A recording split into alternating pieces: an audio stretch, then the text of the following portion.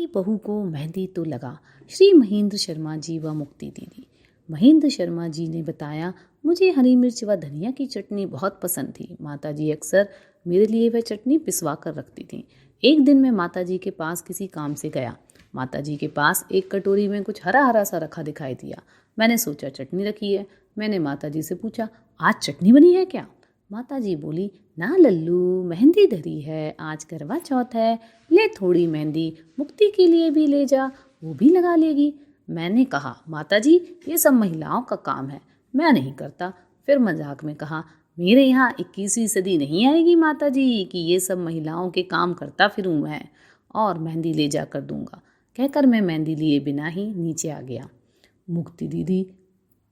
कुछ समय बाद मैं किसी काम से गुरुजी के पास गई। उन दिनों शांति कुंज में थोड़े से ही लोग थे और काम खूब रहता था। हम लोग दिन भर काम में व्यस्त रहते थे। गुरुजी ने मुझसे पूछा, मुक्ति तूने मेहंदी नहीं लगाई? मैंने कहा, गुरुजी समय ही नहीं मिला, अभी लगा लूंगी। गुरुजी बोले, महेंद्र को बता देना, उसकी भी 21वीं सदी आएगी और जरूर आएगी। बेटा तेरे घर में भी 21वीं सदी आएगी। मैंने सोचा, पता नहीं गुरुजी क्या कह रहे हैं। मैं माताजी के पास गई तो माताजी ने कहा, मुझे पता है तैने मेहंदी नहीं लगाई होगी, महेंद्र को ले जाने को बोला तो वो यहीं छोड़ गया। फिर निर्मला भाभी माताजी की बहू को बोली, निर्मला हमारी बहू को मेहंदी तो लगा। मैंने कहा, माताजी अब समय ही कहाँ है, पूजा होने वाली है और मुझे पूजा का सामान भी लाना है। माताजी बोली, अरे पूजा में अभी आधा घंटा है, तो मेहंदी लगा, फिर यहाँ ई संग बैठ के पूजा भी कर लेना। माताजी ने नई चूड़ियाँ मंगवाई, अपने हाथ से पहनाई और पूजा आदि करने के बाद ही मैं वापस आई। कमरे में लौटकर जब मैंने गुरुजी की बात बताई तो इन्होंने माताजी के साथ हुई बातचीत बताई। हम दोनों हैरान थे कि गुरुजी को सब बात कैसे पता चल जाती। वास्तव में वे दोनों एक ही थे। कोई नीचे माताजी से बात करता, ऊपर गुरुजी को स्वतः ही वह बात पता हो जाती। कभी गुरुजी से कोई बात करता तो माताजी को नीचे सब पता हो जाती थी। हम लोग अक्सर गुरुजी की डांट भी सुनते थे।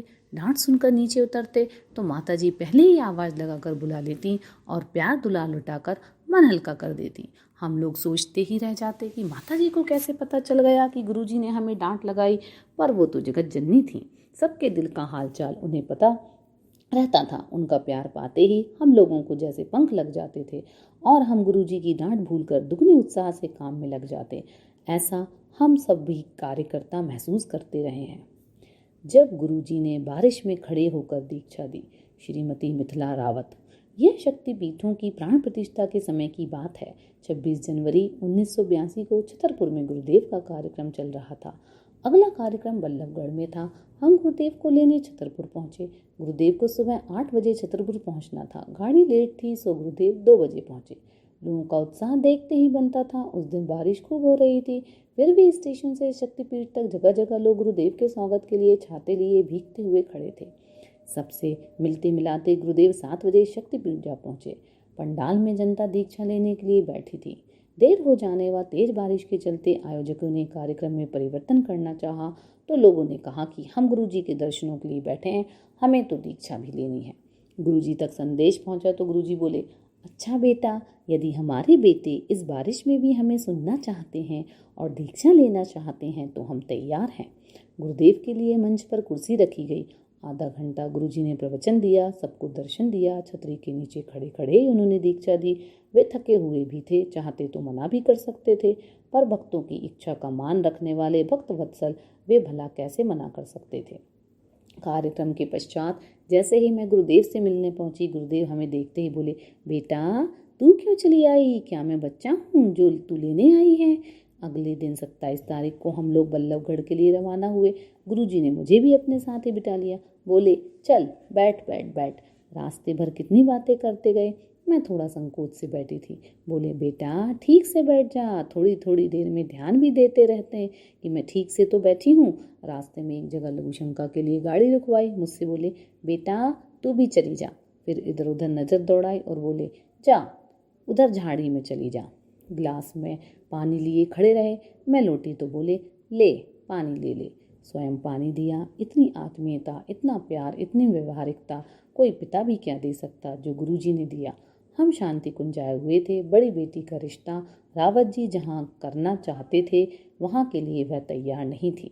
जिसकी 4 बेटियां हों। उनकी शादी के लिए पिता को चिंता होना तो स्वाभाविक ही है। रावत जी रात में हमें बहुत नाराज हुए। गुस्से में यह भी कह दिए कि जा अपने बाप के पास जा, वहीं जाकर कर लेना इसकी शादी। हम रात भर खूब रोए। सुबह होते ही गुरुजी ने हम तीनों को बुलाया और रावत जी से बोले, तू इस पर नाराज क्यों होता है? ये मेरी बड़ी प्यारी बेटी है, इस पर नाराज मत हुआ कर। और बोले, जाओ हम लोग लौट आए। उस दिन मुझे घर भी लौटना था, बाकी परिवार घर पर ही था।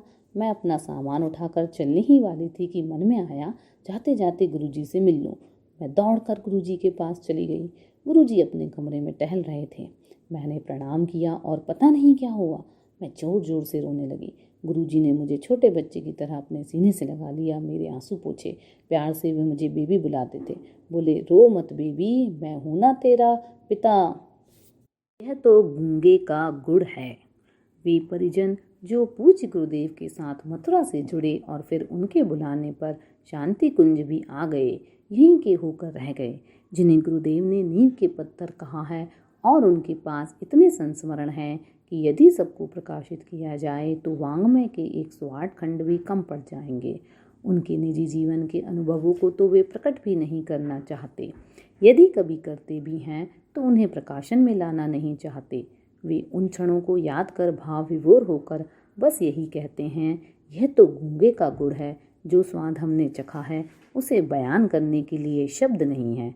बेटा, हमारा जीवन सफल हो गया। हम तो जन्म जन्मांतरों के लिए अपने गुरु के ऋणी हो गए। हर जन्म उनके साथ रहें, बस यही तमन्ना है। एक बात जो सब कोई कहते हैं वह यह कि गुरुदेव का जीवन व्यवहार अति सरल और सादगी भरा था। उनके सादे वेश को देखकर पहली नज़र में तो हर कोई आश्चर्य से भर जाता था कि ये वही उच्च कोटि के संत हैं जिनसे मैं मिलने आया हूँ। संत इतने सरल भी होते हैं। जाने कौन सा चुंबक था, क्या आकर्षण था उनके भीतर कि फिर उस क्षण भर की मुलाकात में ही वह उनका होकर रह जाता था। सादगी के आवरण में वे स्वयं के अलौकिक स्वरूप को छिपाए रहते थे। उनके साथ रहते हुए हमने अपनी आराध्य सत्ता के विभिन्न रूपों का दर्शन किया है। कभी कभी हंसी मजाक करते हुए या सहज बातचीत के क्रम में वे अपने आप को प्रकट भी करते थे। अचानक कुछ ऐसे वाक्य बोल जाते कि हमें लगता कि कहीं वे अवतारी चेतना तो नहीं, परंतु जब तक हमारा ध्यान उनके संकेतों की ओर जाता वे बात पलट देते थे। जब कभी किसी परिजन पर कष्ट पड़ा या हृदय से किसी ने उन्हें पुकारा, तब उन्होंने उसे अपने भगवत स्वरूप के दर्शन भी कराए। प्रस्तुत है कुछ ऐसे परिजनों के संस्मरण जो उनके साथ लंबे समय तक रहे हैं। श्री देवराम पटेल। गुरुजी जब युग निर्माण की नींव रख रहे थे तब उन्होंने स्वयं को सरलता व सादगी के आवरण में इस प्रकार छिपा कर रखा कि उनके साथ रहने वाला भी जान नहीं पाया कि वह साक्षात भगवत चेतना के साथ हैं। और जब लोगों ने उन्हें पहचानना प्रारंभ किया तब उन्होंने स्वयं को एक कमरे में कैद कर लिया। अपने जीवन काल के अंतिम कुछ वर्षों में गुरुजी ने सबसे मिलना छोड़ दिया था। गुरुदेव के साथ हरिद्वार आने वाले व शांति कुंज के निर्माण कार्य की देखरेख करने वाले पहले कार्यकर्ता श्री रामचंद्र जी थे। सन 1968 में रामचंद्र जी मथुरा आए थे। उसी समय गुरुजी ने हरिद्वार में शांति कुंज के लिए जमीन ली थी। उन्होंने रामचंद्र जी से कहा, तुम हमारे काम के लिए शांति कुंज चलो। रामचंद्र जी बोले, गुरुजी वहाँ रहने की कुछ व्यवस्था हो जाए तब तो मैं जाऊँ। तब गुरुजी बोले, बनने पर तो बहुत लोग पहुँच जाएंगे, तुम बनाने में हमारा सहयोग करो। रामचंद्र जी गुरुजी के साथ हरिद्वार आ गए। यहाँ आकर एक झोपड़ी बनाई गई जिसमें रामचंद्र जी रहने लगे। उसमें केवल एक खाट डालने जितनी ही जगह थी। उन दिनों गुरुजी मथुरा में ही रहते थे। गुरुजी के जीवन में इतनी सादगी थी कि शांति कुंज के निर्माण कार्य की देखरेख करने जब भी आते उसी झोपड़ी में उनके लिए खाना बनता। रामचंद्र जी बाहर खाट बिछा देते, गुरुजी वहीं बैठकर खाना खा लेते। सोने के लिए सप्तऋषि आश्रम चले जाते। एक बार रामचंद्र जी ने कहा, गुरुजी कम से कम 2 खाट पड़ने लायक जगह तो बना दो, आप बाहर बैठते हैं तो अच्छा नहीं लगता। गुरुजी बोले, कैदी जेल में रहता है ना, तो इसको जेल मान लो। इस प्रकार कितनी सरलता से उन्होंने सामंजस्य बिठाकर चलने की बात समझा दी। इतनी सरलता थी उनके व्यक्तित्व में। अपने निजी खर्च के संबंध में वे बड़े कठोर रहते थे। यह सन 1968-69 की बात है। शांति कुंज अभी बन ही रहा था। चारों ओर जंगल था। ईंट लाने, ठेकेदार से बात करने व अन्य बहुत से कार्यों के लिए शहर जाना पड़ता था। उन दिनों इस क्षेत्र में आवागमन का कोई साधन नहीं था। गुरुजी के मन में आया, एक साइकिल खरीद लेते हैं। अपने साथ ज़्यादा पैसा भी लाए नहीं थे, अतः आधा पैसा स्वयं दिया व आधा पैसा रामचंद्र जी से लिया और साइकिल खरीद ली। उसी साइकिल से रामचंद्र जी के साथ साइकिल पर पीछे बैठकर ईंट भट्टे वाले के पास चले जाते। जहाँ भी जाते सामान नगद ही खरीदते थे, उधार कभी नहीं करते थे, ना ही किसी से अनावश्यक सेवा ही लेते। एक बार एक भट्टे वाले के पास ईंट का ऑर्डर दिया और पैसा भी दिया। भट्टे वाले ने कहा, हम आपको स्कूटर पर छोड़ देते हैं। इस पर गुरुजी बोले, नहीं नहीं, हमारी तो रामचंद्र जी की साइकिल ही ठीक है। प्रारंभ में जब बगीचा लगाया गया तो रामचंद्र जी के साथ स्वयं सब नर्सरियों में जाते थे, वहाँ से पौध आदि खरीद कर लाते थे। बगीचा लगाने में उनकी मदद भी करते, स्वयं कुदाली लेकर गड्ढे भी बनाते। बारिश के दिनों में नेकर पहन लेते और सर पर पॉलीथीन की थैली लपेट लेते। वे गड्ढे खोदते जाते और रामचंद्र जी बताया करते थे कि मैं उनमें पौधे रोपता जाता। श्री देवराम पटेल जी बताते हैं कि मथुरा में मैं जब शुरू में आया तो एक दिन मैंने उनके पैर पकड़ लिए। मुझे पता नहीं चला कि क्या हुआ। मैं बहुत देर तक उनके पैर पकड़े रहा। जब बहुत देर हो गई तो गुरुजी बोले, अब छोड़ दे, और मुझे उठाया। फिर बोले, अब तो आ गए, अब कहाँ जाओगे। बात साधारण थी पर अलौकिक थी, क्योंकि उसके बाद मैं उन्हीं का हो गया। साधारण में भी कितनी असाधारण बात कह दी थी उन्होंने, इसका रहस्य तो वे ही जानते थे। 1969 में मैंने उनके दर्शन किए। 1969 में ही मैंने मथुरा में 9 दिन का सत्र किया। 1970 में 3 माह का समयदान और सन 1971 में मैं शांति कुंज आ गया। शांति कुंज आया तो फिर यहीं का हो गया। गुरु जी का व्यवहार इतना सरल था कि उन्हें देखकर कोई समझ ही नहीं पाता था कि वे इतने बड़े महापुरुष हैं। एक बार वे नीचे किसी काम में व्यस्त थे, उन्हें भूख लगी। ठंड के दिन थे, बगीचे में टमाटर, मूली आदि लगा था। रामचंद्र जी पौधों को पानी दे रहे थे। उस समय यहाँ 2-4 ही परिवार थे, कोई मूली को पूछता तक नहीं था। गुरुजी ने 2 मूली उखाड़ी, रामचंद्र जी से उसे धुलवाया, कटवाया और बोले, जाओ माता जी से नमक ले आओ। और उन्होंने वहीं बैठकर मूली खा ली और बोले, नाश्ता हो गया, चलो काम करते हैं। वे समय को इतना महत्व देते थे कि किसी कारणवश एक क्षण भी यदि खाली हो तो उसके सदुपयोग की बात सोचते। एक दिन एक सज्जन उनसे मिलने आने वाले थे। उनको देर हो गई। गुरुजी उनका इंतजार कर रहे थे। उन्होंने सोचा, कोई और काम नहीं तो चलो भोजन ही कर लेते हैं। उन्होंने माताजी को फ़ोन किया, माताजी भोजन करने आ जाऊं? माताजी बोली, अभी तो 1 ही बजा है। गुरुजी 3-4 बजे तक भोजन करते थे। बोले, अच्छा अभी 1 ही बजा है क्या? अच्छा ठीक है। हम 10-11 बजे के लगभग कभी गुरुजी के पास जाते तो कभी कभी वे लेख लिख रहे होते। हम चुपचाप जाकर खड़े हो जाते और उनका लेखन पूरा होने का इंतजार करते। गुरुजी लेख पूरा हो जाने पर जब नज़र उठाकर मुझे खड़ा देखते तो कहते, अरे कब से खड़े हो, बोल देते, तुम्हारा इतना समय बर्बाद नहीं होता। गुरुजी आप लिख रहे थे, आपको डिस्टर्ब होता। अरे मैं बाद में लिख लेता। इस प्रकार वे दूसरों के समय को भी महत्व देते थे। वे काम को इतना महत्व देते थे कि काम के आगे भोजन को भी उन्होंने कभी महत्व नहीं दिया। हम कभी भी पहुंच जाते थे। कभी कभी समय का ध्यान नहीं रहता था तो ऐसे समय भी पहुंच जाते जब वे भोजन कर रहे होते थे। भोजन करना बीच में ही छोड़कर पूछते, बताओ क्या काम है। मुझे अक्सर काम के ही सिलसिले में जाना पड़ता था। मैं चुप रहता, नहीं बताता, तो भी खाना बीच में ही छोड़कर उठ जाते। कहते, अच्छा चलो। माताजी कभी कभी स्नेह भरी नाराजगी प्रकट करती। दुष्ट लोग आचार्य जी को भोजन भी नहीं करने देते। भोजन ठीक से नहीं करने पर काम करते करते उन्हें भूख भी लग जाती थी। माताजी उन्हें भुने चने दे देती थी। कभी भूख लगने पर उन्हें ही मुट्ठी भर खा लेते। उन दिनों गुड़िया दीदी, गुरु जी की पोती, यहीं रहती थी। वह गुरुजी के आसपास डोलती रहती। कहती, दादाजी चीज़ दो। गुरुजी कहते, जा माताजी से ले ले। वह कहती, दादाजी आपके पास चने हैं ना। गुरुजी हंसते और अच्छा ले लो कहकर उसे दे देते। काम की धुन इतनी रहती थी कि एक बार सुबह 4 बजे ही सबको बुला लिया। हम सब आंख मलते हुए भागे भागे गुरुजी के पास पहुँचे। जब कभी कोई महत्वपूर्ण योजना उनके मन में आती तो वे समय का इंतज़ार नहीं करते थे, कभी भी बुला लेते थे, फिर चाहे सुबह के 4 ही क्यों ना बजे हों। वे व्यवहारिकता को भी महत्व देते थे। एक बार सांप आ गया और फन फैलाकर बैठ गया, फुफकारने लगा। गुरुजी खटिया पर लेटे थे। जैसे ही उन्होंने देखा तत्काल कहा, ये काल है, मारो इसे, किसी को काट देगा तो। हम सब खड़े थे, सोच रहे थे कैसे मारे। गुरुजी बोले, अच्छा तुम लोग नहीं मारते, लाओ मैं मार देता हूँ। उस समय जांचगीर चांपा के एक भाई श्री छेदीलाल साहू भी आए थे। वे तुरंत लाठी लेकर आए और उस सांप को मार दिया। इतना सरल व्यवहार था उनका कि जैसे बड़े साधारण हो। वे सदा स्वयं को छिपाए रहे, इसलिए कहते भी थे, मुझे मेरा काम कर लेने दो जिसके लिए मैं आया हूँ। अभी लोग जान जाएंगे तो हर की पेड़ी तक लाइन लग जाएगी, इसलिए तुम लोग मुझे चुपचाप काम कर लेने दो। मेरे जाने के बाद लोग मुझे जानेंगे।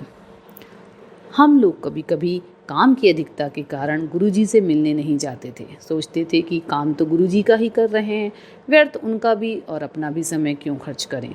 तब कभी कभी गुरुजी कहते थे, तुम लोग अभी आ नहीं रहे हो, आगे चलकर मेरी चरण पादुका पर प्रणाम करने के लिए भी धक्के खाओगे। इतनी लंबी लाइन लगी रहा करेगी। मेरा परिवार गुरुजी से जुड़ा तो बहुत पहले से था, पर मैं पहली बार जनवरी 1969 में बिलासपुर में गुरुजी से मिला। उस समय गुरुजी वहाँ एक सभा में आए थे। उस समय बिलासपुर में ग्रेजुएट कॉन्फ्रेंस ठाकुर छेदीलाल सहकारी सभा कक्ष में उन्होंने कहा था, यह स्थान नोट कर लो, मेरा ये भाषण नोट कर लो और समय नोट कर लो। ये भाषण मैं कहाँ कहाँ कर रहा हूँ पता लगा लेना। उस सभा में बिलासपुर के कर्मठ कार्यकर्ता श्री रामाधार विश्वकर्मा जी व उमाशंकर चतुर्वेदी जी भी थे। इन दोनों भाइयों ने बाद में पता लगाया था गुरुजी का वह प्रवचन उसी समय में 5 जगहों में हुआ था, जिसमें से एक कलकत्ता, एक ग्वालियर में हुआ था। गुरुजी अपने संकल्पों के बड़े पक्के थे। जो एक बार निश्चय कर लिया वह फिर टूट नहीं सकता। मथुरा छोड़ने पर उन्होंने अपने निजी परिवार के कार्यों से मुक्त हो जाने का संकल्प ले लिया था। एक बार माताजी बीमार थी। सतीश भाई साहब को चिट्ठी लिखनी थी। माताजी जिस भाई के द्वारा उन्हें पत्र लिखवाती थी वे किसी कारणवश अपने घर गए हुए थे। गुरुजी बोले, चिट्ठी पटेल लिख देगा। माताजी बोली, अगर देवराम लिख देगा तो सतीश यह समझेगा कि माताजी बहुत बीमार हैं, वह परेशान हो जाएगा, इसलिए लाइए मैं ही अपने हाथ से धीरे धीरे लिख देती हूँ। माताजी ने चिट्ठी लिखी, किंतु गुरुजी ने नहीं लिखी, कारण वे मथुरा से विदाई ले चुके थे। अपने नियमों के प्रति बहुत कठोर थे। परिवार से विदाई ले ली तो ले ली, सारा विश्व ही मेरा परिवार है, फिर उतने छोटे परिवार को ही कैसा महत्व। वे शांति कुंज में ठहरने, विशेषतः रात रुकने को बहुत महत्व देते थे। माताजी अपनी गोष्ठियों में भी कहती थी, बेटा रात को जब तुम लोग सो जाते हो तब हम और गुरुजी एक एक के सिरहाने जाते हैं और तुम लोगों की ब्रेन वॉशिंग करते हैं, जन्म जन्मांतरों के कुसंस्कारों को साफ करते हैं। ठहरने के संदर्भ में गुरुजी चाहते थे कि परिजन शांति कुंज में ही ठहरें, भले ही थोड़ी बहुत असुविधा होती हो पर आश्रम के वातावरण में ही रहें। एक बार श्री रामाधार जी शांति कुंज आए। उन दिनों शांति कुंज बहुत छोटा था। रामाधार जी परिवार समेत आए थे। वह परमार्थ आश्रम में ठहरे थे। गुरुजी ने पूछा, बेटा कहाँ ठहरा है? वह बोले, गुरुजी यहाँ दिक्कत होती इसलिए परमार्थ आश्रम में ठहरा हूँ। गुरुजी ने तुरंत डॉक्टर साहब को बुलाया और बोले, प्रणव, इन बच्चों के लिए शांति कुंज में जगह नहीं है, इसलिए तुम लोग भी बाहर ही ठहरो। फिर उन्हें बोले, जाओ तुरंत अपना सामान लाओ और यहीं ठहरो, जैसी भी जगह मिले। उन्हें अपनी भूल का एहसास हुआ। वे तुरंत गए, अपना सामान ले आए और शांति कुंज में ही रुके। गुरुजी प्रेरणाप्रद चीज़ों को सदा महत्व देते थे। गांधी पिक्चर तब नई नई आई थी, हरिद्वार में भी दिखाई जा रही थी। उस समय गुरुजी ने सबको 2-2 रुपए दिए और गांधी पिक्चर देखने के लिए कहा था। इसी प्रकार जब स्लाइड प्रोजेक्टर अभी नया नया ही आया था, उन्होंने मिशन के प्रचार प्रसार के लिए स्लाइड बनवाई और बाकायदा उसका प्रशिक्षण दिलाकर परिजनों को प्रचार प्रसार हेतु तैयार व प्रोत्साहित किया। माताजी भी अपने खर्च के मामले में बहुत ही कठोर थी। अन्य सामान के विषय में भी समझाती, देखो कम कीमत में बढ़िया सामान होना चाहिए, 2-4 दुकान घूमो और दाम पूछो व सामान देखो, जहाँ कम दाम में बढ़िया सामान मिले वहाँ से लो, क्योंकि नगद ले रहे हो। माताजी गुरुजी की छाया के रूप में ही रहीं। उन्हें लोग जान भी नहीं पाए। वे गुरुजी की आड़ में स्वयं को छिपाए रहीं। लोगों ने उनका स्वरूप तो तब जाना जब वे अश्वमेध यज्ञों में गईं। लोगों ने उनके प्रवचन सुने, उनके आशीर्वादों से निहाल हुए, तब लोग उन्हें जान पाए। गुरुजी का संदेश देश विदेश में फैलाकर थोड़े ही समय में अपना स्वरूप दिखाकर जल्द ही उन्होंने अपनी लीला समेट ली।